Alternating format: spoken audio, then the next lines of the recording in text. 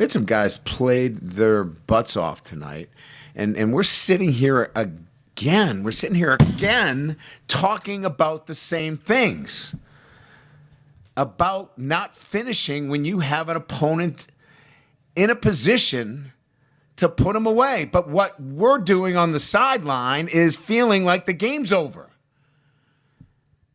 And I'm so angry about it that I got to do something about it. I'm not doing a good enough job as a coach. And I got to coach him better, because it's unacceptable for us not to have found a way to win this football game. It's ridiculous. And it's crazy.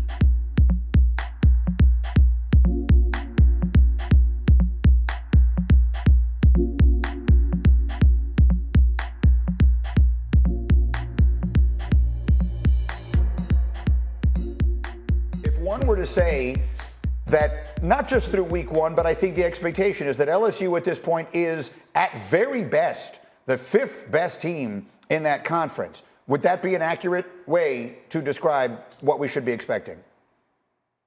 Greeny, you may be generous. I mean, when you think about what's ahead of them with Missouri and Alabama and Ole Miss, Texas and Georgia, they're probably right now at 6 or maybe even 7 with Tennessee there. So for people around the country look at this and go, this is a devastating shot. This really is about Southern Cal maybe being on the road back under Lincoln Riley after missing a year. It's about LSU maybe on life support for the playoffs. And quite frankly, I don't think LSU was a playoff team anyway. And that's including 4, maybe 5 from the SEC. So this is just more internally frustrating for Brian Kelly, who was, as everyone knows, one of the biggest coaches in the country. He left Notre Dame to go to LSU to do what? Win a national championship.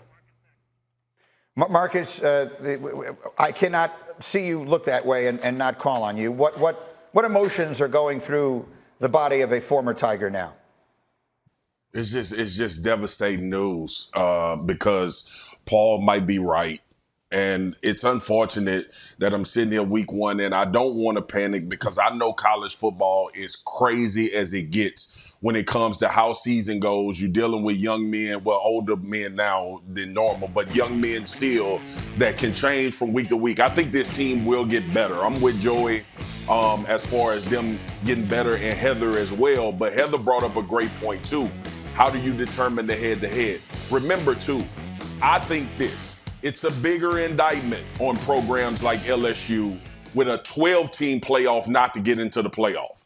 When it was 4, you could make it, well, they were close and this season was, but when you go to 12 and you a program like LSU and you're not one of the top 12 teams in the country to get into the playoffs to try to compete for a championship, those coaching jobs become more hot-seater than normal.